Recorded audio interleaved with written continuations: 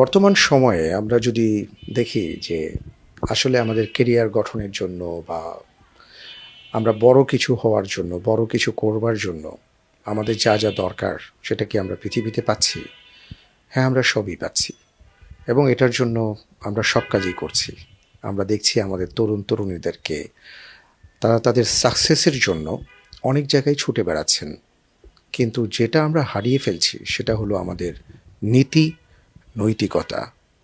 এবং নীতি আর নৈতিকতার যে চরম অবক্ষয় শুরু হয়েছে, এই অবক্ষয় কাল থেকে বাঁচতে হলে আমাকে যে আরেকটি পথে উঠতে হবে, আরেকটি রাস্তায় যেতে হবে, সেটা কিন্তু আমরা প্রায় ভুলতেই বসেছি। এমতো অবস্থায় আরেকটু খোলাসা করে বললে যে ভার্চুয়াল দুনিয়ার কথা যদি বলি, সেখানে পাপের জন্য, পাপ সাম্রাজ্য প্রতিষ্ঠার জন্য যা যা প্রয়োজন তা সবই আছে। এবং একজন মানুষ কতটা পাপিষ্ঠ হতে কি কি দরকার তা সবই ভার্চুয়াল জগতে পাওয়া যায়। বিপরীতে পাপ থেকে বাঁচার জন্য কি আমাদের কোনো বিকল্প ব্যবস্থা আছে?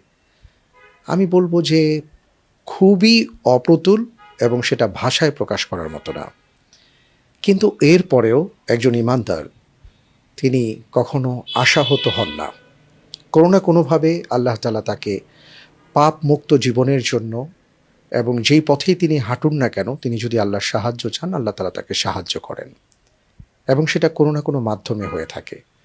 আলহামদুলিল্লাহ, তেমনই আমি দেখতে পাচ্ছি ফভ টিভিকে, যারা আমাদের নীতি নৈতিকতার কথা বলবে, যারা সততার কথা বলবে, সত্য কথা বলবে এবং যারা একটি সুন্দর পৃথিবী গড়ার প্রত্যয়ে সঠিক পথের দিক নির্দেশনা দেবেন এ ভার্চুয়াল দুনিয়ায়। আমি তাদের সফলতা কামনা করছি।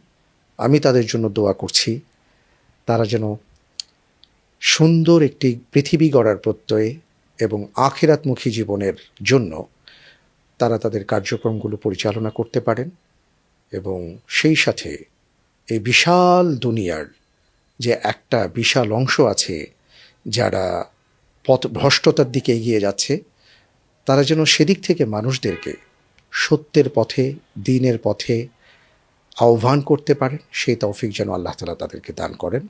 অনেক অনেক শুভকামনা এবং দোয়া।